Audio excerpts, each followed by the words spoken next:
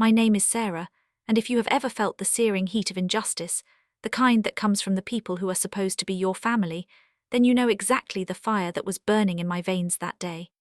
We were just ordinary people, a nurse and an engineer, living in a modest 3-bedroom house, driving a car that was paid off but certainly not new, and we were happy.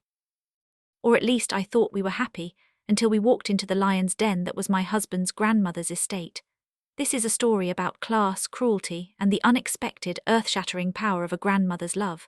It was for the birthday of James's cousin, a celebration that promised to be the event of the season, at least according to James's family. The venue was the grandmother's house, Helen's house, but calling it a house feels like calling the Titanic a boat. It was an estate, a sprawling monument to old money and high fences, complete with 5 bedrooms, a pool that sparkled like a sapphire, and a lawn so green it looked painted. It was the kind of place that made you check your shoes for mud before you even stepped out of the car, the kind of place that whispered, "You are lucky to be here." James didn't talk much about his family's wealth, mostly because we lived a life so removed from it. His father had been the eccentric one who married for love instead of status, and that love had led him away from the trust funds and into a comfortable middle-class life that his relatives viewed with a mix of pity and disdain. James was an engineer, I was a nurse, and we had Emma, our bright, sensitive, beautiful girl who saw the world through a lens of wonder that neither of us wanted to shatter. The days leading up to the party were filled with a buzz of excitement in our house, but it wasn't about the estate or the social climbing. It was about a dress. Emma had saved her allowance for weeks, coins and crinkled dollar bills stuffed into a mason jar on her dresser, her eyes lighting up every time she added to the pile. She wanted to buy her own dress, something she had picked out, something that was hers. We took her to Target, the bright, fluorescent lights and the familiar hum of everyday life. She spent an hour rifling through the racks, her small fingers brushing past fabrics until she found it. It was blue, a soft sky blue with delicate white flowers embroidered along the hem. It wasn't silk, it wasn't designer, but to Emma it was the most beautiful gown in the world. She wore it out of the store, practically floating to the car, and for the next 3 days that dress hung on the back of her door like a masterpiece in a gallery. She would go into her room just to look at it, smoothing out imaginary wrinkles, practicing her thank yous for the compliments she was sure she would get. She was proud. She was confident. She was 9 years old, and she had no idea that the world was about to tell her she wasn't enough. We arrived at the estate at 2:00 p.m. sharp. The sun was high, casting long, golden shadows across the gravel driveway where luxury cars were lined up like show ponies. There were BMWs, Audis, a sleek Tesla, and then there was our trusty sedan, a few years old, a little dusty from the drive. I remember turning off the engine and looking at James. "Are you ready for this?" I asked, trying to keep my voice light. He sighed, a long, slow release of air that seemed to deflate his shoulders. "Do we have a choice?" he replied. "Grandma Helen wants us there, it's her house." That was the thing about Helen. She was the matriarch, 92 years old, sharp as a tack, and the only one in that family who looked at us like we were people, not a statistic. We got out of the car and Emma skipped ahead, her blue dress bouncing with every step. I watched her, my heart swelling with that specific kind of motherly pride that feels almost painful. She looked so small against the backdrop of that massive house, a little splash of blue in a world of white marble and expensive stone. The party was already in full swing. The air smelled of expensive perfume, charcoal from the grill and the sharp, sweet scent of cut grass. There were 50 guests, maybe more, moving in clusters like schools of fish, laughing too loud and drinking from glasses that probably cost more than my weekly grocery bill. We walked in, James's hand finding mine, a silent anchor in the chaos. Immediately the divide was drawn. James went to greet the men, the uncles and cousins who talked about stocks and golf with glazed expressions, while I stuck with Emma, scanning the crowd for a friendly face. That's when we saw her, Patricia, James's aunt. She was a woman who looked like she had been carved out of marble and money, her outfit coordinated perfectly with the garden furniture. She spotted us immediately, her eyes narrowing just a fraction, a microscopic wince that said, "Oh, they actually came." "You made it," Patricia said, her voice smooth but devoid of any real warmth. It wasn't a welcome, it was a check mark on a list. "Wouldn't miss it," James said, forcing a smile that didn't quite reach his eyes. Patricia's gaze drifted down to Emma, and for a split second I saw her nose twitch. It was subtle, a microscopic evaluation of the blue dress from Target. "Cute dress, dear," she said, the word cute sounding like a slur. "It's new," Emma beamed, spinning around. "I bought it myself," Patricia offered a tight, practiced smile. How resourceful. She turned away then, back to her circle of friends, effectively dismissing us. We were an obligation, a box to be ticked, a reminder of the branch of the family tree that refused to grow in the right direction. Emma, resilient as ever, didn't notice the coldness. She saw the other kids. A group of them were gathered near the pool, laughing and splashing. They were the cousins, the inner circle. Madison, Patricia's daughter, was the ringleader, a girl of about 10 or 11, dressed in an outfit that probably cost more than my monthly car payment. Emma walked over, her steps eager, her smile wide. I watched from a distance, sipping a glass of lemonade, keeping one eye on her and one ear on the drone of conversation around me. I saw Emma approach, I saw her smile, and then I saw the atmosphere shift. "Hi," Emma said, her voice carrying over the sound of the water. The group stopped, they turned, they looked at her, then at each other. It was a silent communication, a telepathic consensus of rejection. "What are you wearing?" Madison asked. The question hung in the air, heavy and sharp. Emma looked down at her dress, her smile faltering just a little. "My new dress, do you like it? It has flowers." Madison tilted her head, examining the fabric like a scientist examining a bug. "It looks cheap," she said. The words landed like a slap. The other kids laughed, a chorus of high-pitched giggles that cut through the garden noise. I saw Emma's face flush red. She looked down at her shoes. "It's not cheap," she whispered, her voice trembling. "I saved my money for it." "Where'd you get it?" another cousin asked, stepping up to join the hunt. "Target," Emma said, her voice smaller now. The laughter erupted again, louder this time. "Target," Madison scoffed, stepping closer, invading Emma's space. "That's where poor people shop." My blood began to boil, the lemonade glass in my hand shook. I started to move forward, but I was still too far away to hear the whole exchange. I just knew the tone. I saw Emma look back at me, her eyes wide and wet. I picked up my pace. But before I could get there, another voice chimed in. Derek, Patricia's son, maybe 12 years old, with the same cruel smirk as his sister. "My mom says your family can't even afford a real house," he said. "That you live in a tiny apartment." That wasn't true. We had a house, a modest 3-bedroom in a nice neighborhood. It was ours, we had a garden, we had a life. But in that moment our reality didn't matter. The narrative had been written by the bullies. "We have a house," Emma tried to argue, but her confidence was shattering like glass. "A small one," Madison mocked, gesturing grandly to the estate around them. "This is what real houses look like, not whatever you live in." I was close now, close enough to hear, close enough to feel the heat of their cruelty. I stopped for a second, paralyzed by the sheer audacity of it. "Can I play with you guys?" Emma asked, a final, desperate attempt to bridge the gap to just be a kid. "No," Madison said, the word final and sharp. "Why not?" Emma asked. "Because you don't fit in here," Derek said, stepping forward. "This is for family who actually belong, not people who are just barely related." "I am family," Emma said, her voice cracking.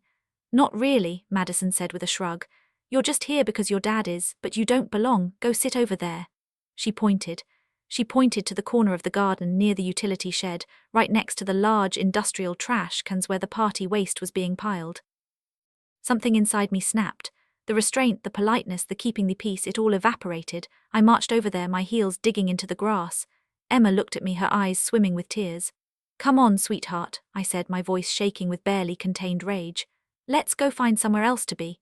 "I told her to sit by the trash," Madison said, her voice cutting through my attempt to retreat.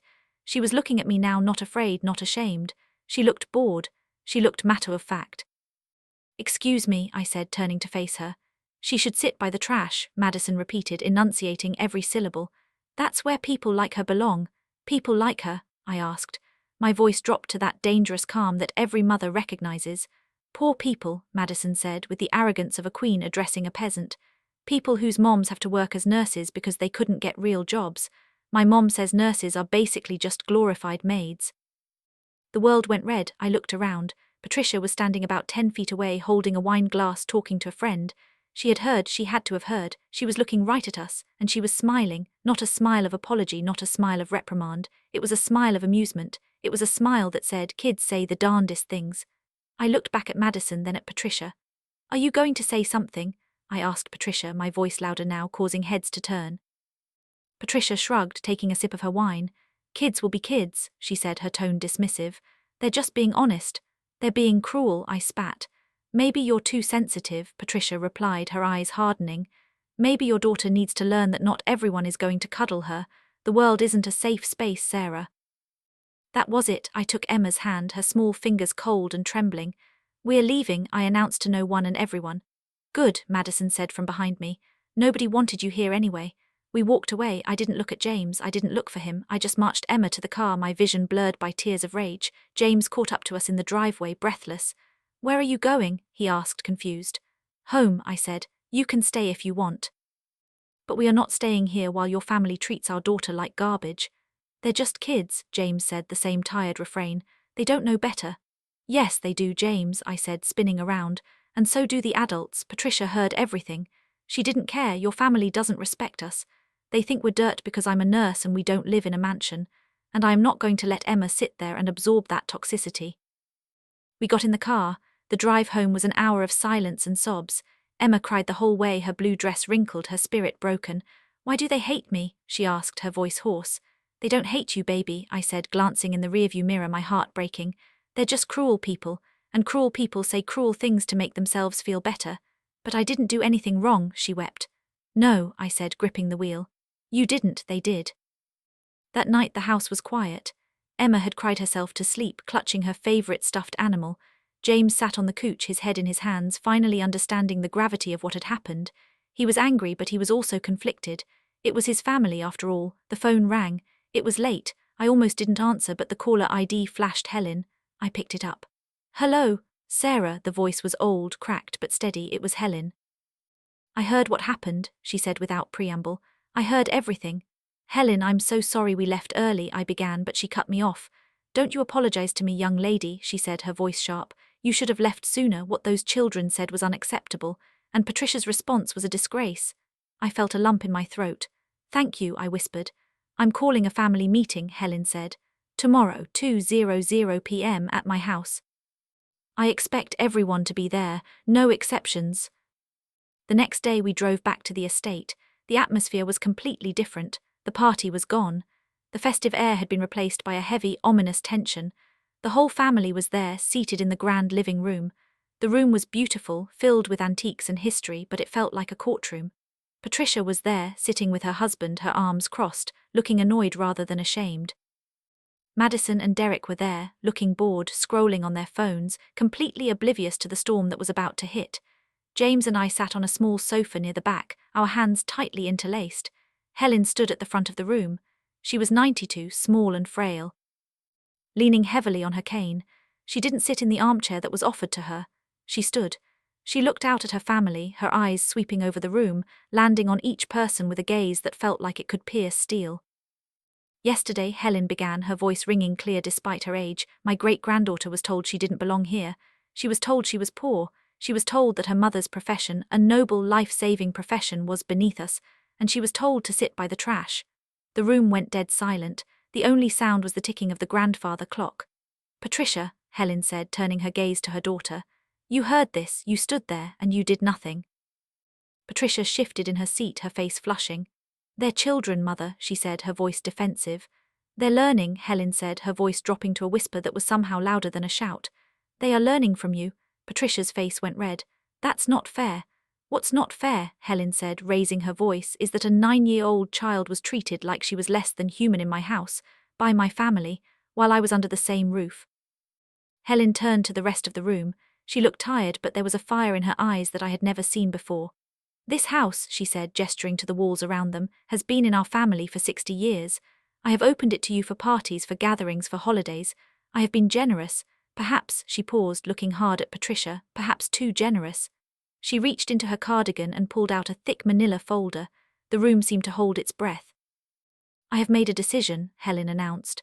Effective immediately, this house is being transferred out of the family trust. It is being moved into a private trust. What does that mean? Patricia asked, sitting up straighter, a flash of panic in her eyes. It means, Helen said, opening the folder and pulling out a stack of legal documents, that I am transferring ownership of this estate to James and his family. The room exploded. It was a collective gasp, followed by shouts of outrage. Patricia stood up, her face twisting in anger. You can't do that, she shouted. I can, Helen said calmly. It is my house and I have already done it. The papers are signed, the lawyer has witnessed them. This is because of yesterday, Patricia screamed. This is because I have watched you for years, Patricia, Helen said, her voice cutting through the noise like a knife. I have watched you treat people with less money as if they were less important. I have watched you teach your children to judge worth by the price tag on a shirt. And yesterday you targeted a 9-year-old girl, a kind, sweet girl who saved her allowance to buy a dress she was proud of. You tried to make her feel like trash. She's being dramatic, Patricia yelled, looking around for support, but the room was silent. The other relatives looked uncomfortable, looking at their feet. She is being 9, Helen said, and you are being cruel, and I will not let this house, my legacy, be inherited by people who carry that kind of ugliness in their hearts. Helen walked over to James, who was staring at her with his mouth open. She handed him the folder. The house is yours, James, she said softly. You can choose who uses it, who comes here, who is welcome. I trust you, and Sarah and Emma will make better choices than I did. Patricia and her family didn't wait. They stood up, shouting about lawyers and dementia and unfairness. They stormed out, slamming the heavy front door behind them so hard the windows rattled. The rest of the family stayed quiet, unsure of what to say, terrified of drawing attention to themselves. Helen sat down then, the energy draining out of her. She looked exhausted. I should have done this years ago, she whispered. You didn't have to, James said, his voice thick with emotion. Yes, Helen said, looking at him. I did. She looked at the doorway where Emma was standing, hiding behind my leg. She smiled, a warm, genuine smile that melted the ice of the previous day. Come here, sweetheart, she said. Emma walked over slowly. Helen took her hand. You belong here more than anyone, she said, because you are kind, and kindness matters more than money, more than status, more than anything. Emma nodded. Thank you, Grandma Helen. You're welcome, my dear. It has been 2 years since that day. The house is ours now. We haven't moved in, not fully. It's too big for us and it holds too many memories, but we visit. We have hosted gatherings there, small ones. We invited the cousins who were silent but kind, the ones who looked uncomfortable during the bullying. We have filled the house with laughter that isn't cruel, with kids who play fair, and with adults who treat each other with respect. Patricia and her family are not invited. They have never set foot on the property since that meeting. They tried to challenge the transfer, of course. They hired lawyers claiming Helen wasn't of sound mind, that she was coerced, that James and I were gold diggers. They dragged us into court. It was messy, it was expensive, and it was brutal. But Helen had prepared. Her lawyer testified. He provided documentation, cognitive tests, video recordings of her signing the papers. The judge looked at the evidence of Helen's sharp mind and the evidence of Patricia's cruelty, and he threw the case out. He upheld the transfer. Emma is 11 now. She is taller, her hair is longer, and she still loves blue. She doesn't talk about that party much. She's moved past it the way kids do, but she knows. She knows that her great-grandmother stood up for her. She knows that her parents left when we needed to, that we didn't force her to tough it out. She knows she didn't have to sit by the trash, and she knows that being a nurse isn't a lowly job. She tells people proudly, my mom saves lives. She is proud of what I do, and because of Helen, she is proud of who she is. She knows that her worth isn't measured by a Target dress or the square footage of a house, but by the content of her character. So I ask you, the listeners of Sleep Revenge, did Helen go too far? Was stripping an entire branch of the family of their inheritance a fitting punishment for the cruelty of a few? Or was it the only way to truly wake them up? I look at the estate sometimes, standing in that garden where my daughter once cried, and I feel a sense of profound peace. The bullies are gone, the house stands tall, and kindness, as Helen said, won the day. Let me know what you think in the comments. If this story gave you chills, smash that like button and tell us, have you ever seen karma strike so perfectly? And of course, subscribe for more stories like this. I'll see you in the next one.